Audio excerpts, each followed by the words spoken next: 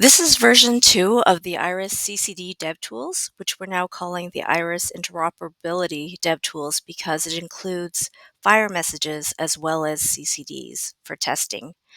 And the goal of this dashboard is to allow users to access the extensive code base in IRIS without needing to set up a production or set up any code.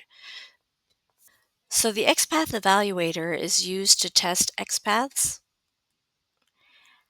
And in order to use it, you can upload or you can copy a CCD or an XML. And there are CCDs included in the repository. So once you have the CCD here, you can choose, and usually when you're inspecting a CCD, these are some of the common XPaths that you need to look through in order to identify the patient ID or the facility OID.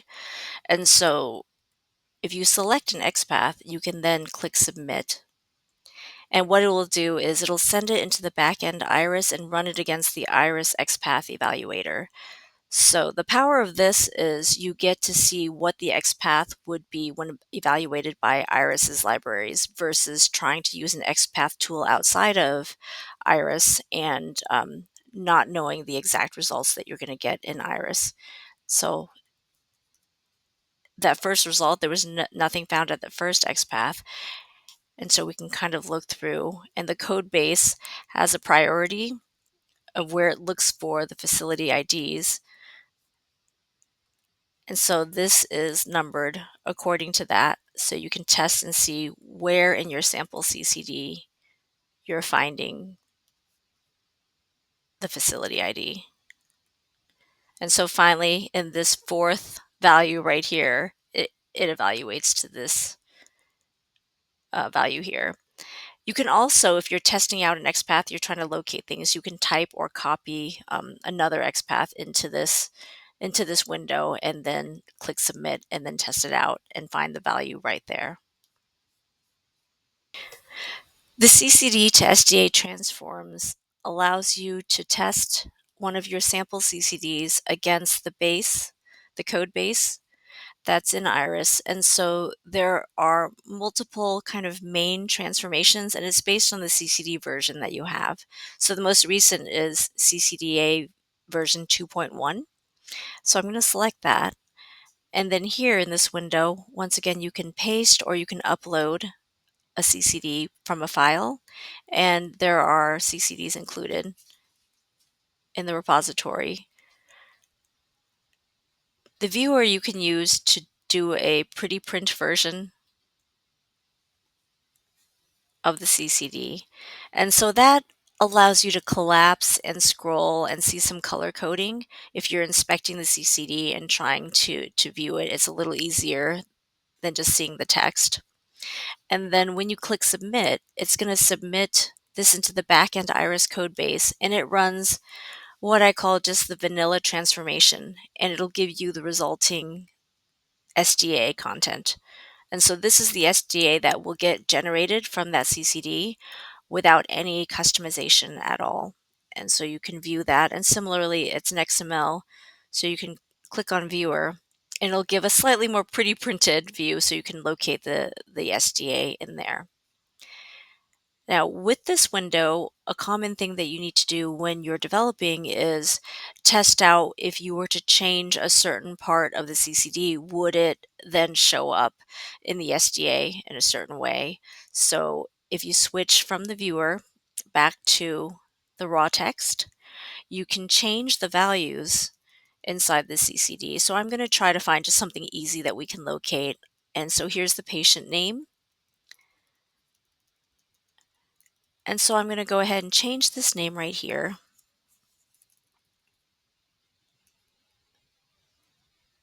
from Napoleon to Landon. And then when I submit, we can see that the transformation on the SDA side has reacted to that update. So you can make changes on this left-hand window to the CCD and see, all right, if I were to transform or if I were to update the CCD in that way, how will the SDA transformation or how will the output SDA change as a result of that?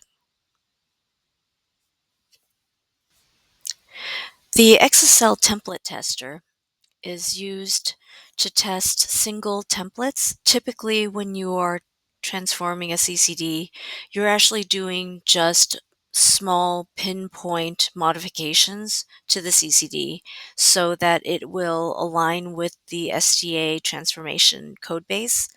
So right now, similarly to the other windows, you can upload a CCD,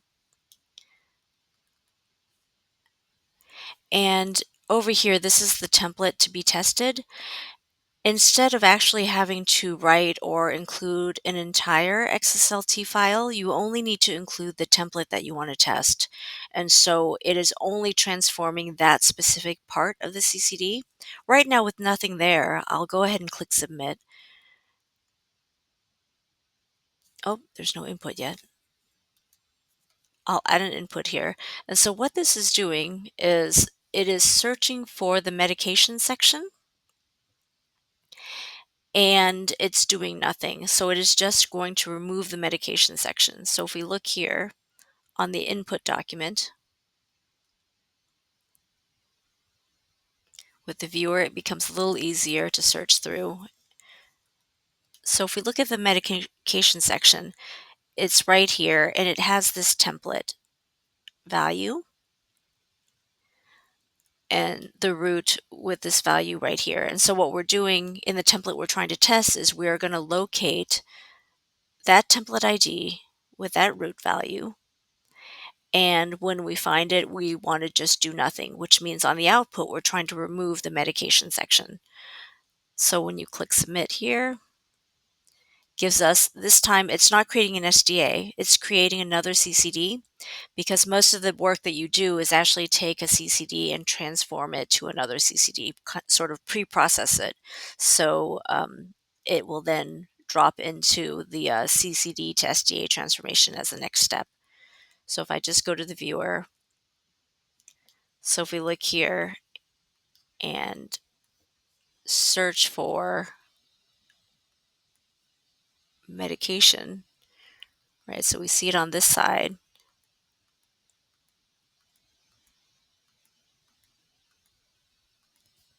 And then we search on this side. Hopefully I can switch over. So over here, we see that medication comment, same as we did on the source document, but we don't see, right? We see that the section has been removed. So that's just the goal. That's just showing how we were able to test out the results of just this single template for the pre-transform for the CCD. Now for the FHIR features, there's a tester that allows you to test the FHIR to SDA transform, and then the SDA to FHIR transforms. And again, these are built in to the code base, but in order to access them, typically you'd have to read through documentation and set up a production or set up transformations, cache object script transformations. This just allows you to test an input document and see the results right away against the basic, the standard code base. So if I click on FHIR to SDA transforms, so right now the transformation you select is FHIR to SDA. There's only one. And for the input FHIR document, there are samples included in the repository. So I'm going to select this first one right here. You can kind of see it's got, it's the simple patient example from the FHIR R4 specification. And then when I click Submit, it will show, and there's not a pretty print, but you can see the SDA here, right? So this is the SDA that comes, that's the result of the basic transformation with no other modifications to it. And so you can see what the FHIR transformation would create in SDA. Now I'm going to upload and try another document now. So in the sample, we've included one that's labeled with error, and this is good to see if we submit that here. So when I submit that, I get this error back that says FHIR partial date not valid, partial date value 2012 not valid without precision. And this is the error message that's returned from the FHIR validation that's done within IRIS. And so that allows us to inspect our input message and perhaps make updates to see if we can figure out why this wasn't valid. But this is useful because often when we are testing against the IRIS FHIR transformations, the validations will pop up in the errors, in the error log, but you have to dig around and sort of find them. And it's an iterative process to figure out what the errors are and how do you correct them. And so by having this tester window and seeing the error right then and being able to go and make the modification in the data on the left-hand window, um, we can speed up that process of testing and validation. So right here we see there's this partial date value, right? And it sounds like that might be what it's complaining about. So let me just try to put in a full date value just to trial and error and see if that's the problem. Still getting a partial date value. So let's take a look to see if there's perhaps another.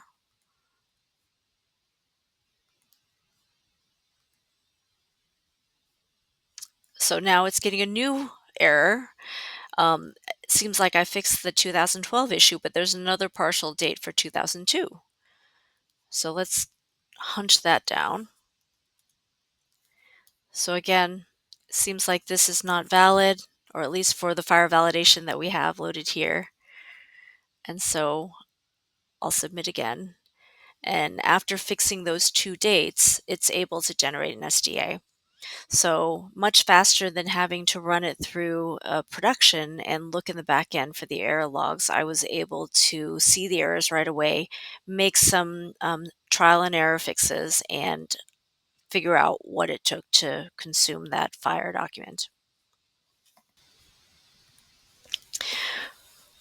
The SDA to FHIR transforms allows us to load an SDA and see the FHIR output that gets generated by the standard out-of-the-box IRIS FHIR code or FHIR transformations. So here's an SDA, and we see that displayed on the left-hand side. When you click Submit, inside this FHIR content JSON string, you have to find the bundle there, but this JSON is a FHIR bundle that gets created by IRIS's code, and you can copy that and try to load it to a FHIR server, or you can load it to a FHIR validator. You can also continue to do testing by changing the left-hand side. So I'm going to, again, make just a very simple change. I'll just change the name. So the given name to Landon. And if I click Submit,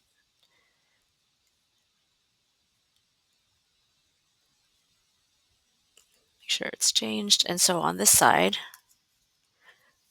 it's now changed the given name to Landon. So we can again see if you want to make updates to your SDA on this side, you can immediately find the resulting FHIR bundle on this side. And it just speeds up the ability to test changes and then get the output when you're working with FHIR. Some other features available in the new version of the Interoperability DevTools are some instructions for using the tool and also some useful links that link to InterSystems documentation for evaluating XPath expressions or for CCD documents and XSL transformations. So I hope you have enjoyed the new features of the DevTool dashboard. The goal of the dashboard is to allow analysts and developers who are working with IRIS to quickly access the extensive code base, and it provides more visibility and easy and quick testing of the transformations in order to increase the speed of adoption of IRIS. Please let us know if you have any feedback, and we welcome all your comments. Thank you.